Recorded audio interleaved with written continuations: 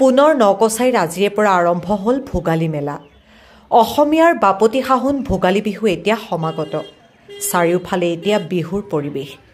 বিগত বছৰৰ দৰে এই বছৰো নকছাৰী দেবেৰাপাৰ চাৰিআলি দৈনিক বজাৰৰ সন্মুখত ভোগালী মেলাৰ বিপণী মুকলি কৰে পূব যোৰহাট উন্নয়ন খণ্ডৰ অধীনস্থ অসম ৰাজ্যিক গ্ৰামীণ জীৱিকা অভিযানৰ ভোগদৈ পঞ্চমী মণ্ডল পৰ্যায়ৰ সংগঠনে।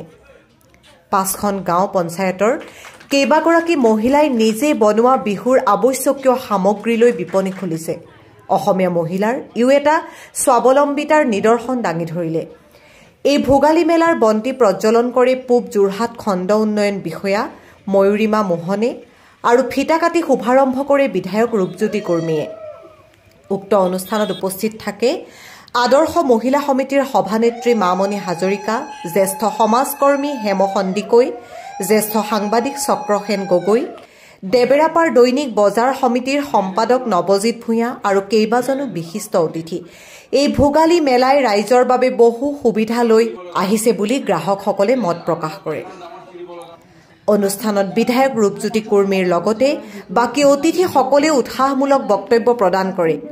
বহিঃ ৰাজ্যৰ পৰা অহা চিৰা, মুড়ি আদিৰ দৰে সুন্দৰকৈ পেকেট কৰি উৎপাদন কৰিবলৈ মহিলাসকলক পৰামৰ্শ দিয়ে বিধায়কগৰাকীয়ে।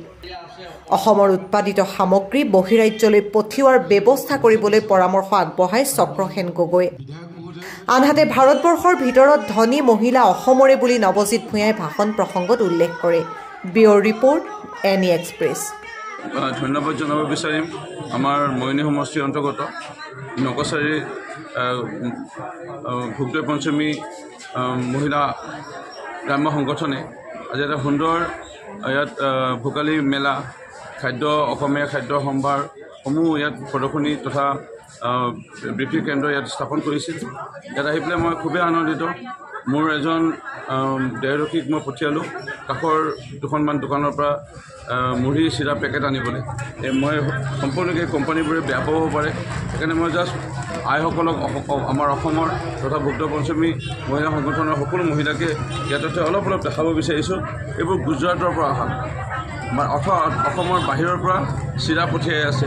ইয়াতে আমাৰ ধান আছে, ইয়াতে চাউল আছে, এই আগৰ পুৰণি ঢেঁকী আছিল, সেইসমূহ যেনিবা আমি তেনেকৈ চিৰা আগতে নিৰ্মাণ হৈছিলে বা বনাইছিল, কিন্তু এতিয়া আমাৰ মেচিন আহিছে, সেই মেচিনৰ পদ্ধতিৰেও আমি বনাব পাৰোঁ।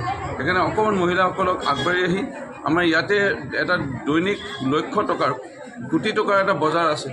বিভিন্ন সকাম, জন্মদিন, তুলনি বিয়া, সুদি সকামতে হওক, বিভিন্ন অনুষ্ঠানৰ পৰা বিয়া পৰা আদি কৰি আমি ইয়াত জলপান আপ্যায়ন কৰোঁ। সেই জলপানৰ কাৰণে আমাক লাগে বিশেষকৈ মুড়ি চিৰা, সেইবোৰ বাহিৰৰ পৰা আহি আছে। আমি ইয়াতে যদি আমি বনাওঁ, ইয়াতে যদি আমি ভালদৰে পেকেটিং কৰোঁ, খুব ধুনীয়াকৈ মানে ৰঙীন কৰি পেলাওঁ গোটেই পেকেটটো, খুব মানে আকৰ্ষণীয় হ'ব আৰু ইয়াতে আমাৰ খুব চলিব। সেইকাৰণে মই মহিলাসকলক সেইটোৱে বিশেষভাৱে আজি এই ভোগালী বিহুৰ ক্ষণত আহ্বান জনাইছোঁ। অকণমান আপোনালোকে জাগৃত হওক আৰু আমাৰ চৰকাৰৰ ফালৰ পৰা বিভিন্ন ধৰণৰ পদক্ষেপ মহিলাসকলক উদ্যোগী কৰিবৰ কাৰণে মহিলা উদ্যমিতা আঁচনি ইতিমধ্যে প্ৰৱৰ্তন কৰিছে। মহিলা আত্মসহায়ক গোটসমূহক বহু টকা দিবলৈ প্ৰয়াস কৰিছে। মাথো আমাৰ মহিলাসকল অকণমান আগবাঢ়ি আহিব লাগে। ইয়াত আমাৰ যিসকল পুৰুষ বুলি ক'লে তেওঁলোকৰ ঘৰৰ লোকসকল আছে, হয়তো ককায়েক ভায়েক আছে, নিজৰ স্বামী হ'ব পাৰে, ভতিজা ভগিনী, মই তেওঁলোককো আহ্বান জনাইছোঁ। প্ৰথমতে আপোনালোকৰ জৰিয়তে সকলোকে মাঘ বিহুৰ শুভেচ্ছা জনাইছোঁ। আমাৰ ফালৰ পৰা যিহেতু মই খণ্ড উন্নয়ন বিষয়া হিচাপে কৰ্মৰত আছোঁ, আমাৰ এই চাৰণৰ ফালৰ পৰা DPM বাইদেউ আছে আৰু যিখিনি আমাৰ সখী বাইদেউ আছে, তেওঁলোকক আমি আগতীয়াকৈ জনোৱা হয় যে এনেকৈ আপোনালোকে নিজৰ উৎপাদিত সামগ্ৰীখিনি বজাৰলৈ লৈ যাওক আৰু আমাৰ ৰাইজৰ কাৰোবাৰ কিবা অসুবিধাও হ'ব পাৰে, ঘৰত বনাব নোৱাৰিব পাৰে, তেনেকৈ বজাৰখন দখল কৰাৰ কাৰণে আপোনালোকে চেষ্টা কৰক। আৰু চাবলৈ গ'লে আজিৰ তাৰিখত মানে চৰকাৰখনক সঁচাকৈ ধন্যবাদ দিব লাগিব। বৰ সুন্দৰকৈ আমাৰ বাইদেউসকলক তেখেত ছাৰৰ হিমন্ত বিশ্ব ছাৰৰ যিখিনি প্ৰচেষ্টা আছিলে, বাইদেউসকলৰ সেইমতে সুবিধাবিলাক তেওঁ প্ৰদান কৰা সুবিধাবিলাক কৰিছে, ধুনীয়াকৈ পেকেজিং কৰিছে, সেইটো ভাল লাগিছে।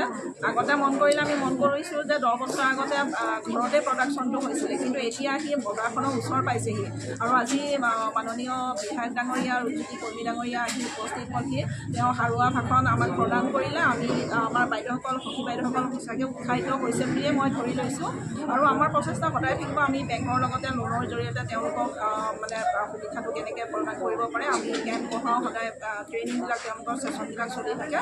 নমস্কাৰ, আজি আমি যোৰহাট চেলেঞ্জাৰ খণ্ডৰ এছআইৰ লগত জড়িত থকা গোটেই পঞ্চমী মণ্ডল পৰীক্ষা সংগঠনে আজি দেৱৰাপাৰ বজাৰৰ সন্মুখত ভোগালী মেলা তিনিদিনীয়া কাৰ্যসূচীৰে আয়োজন কৰিছোঁ।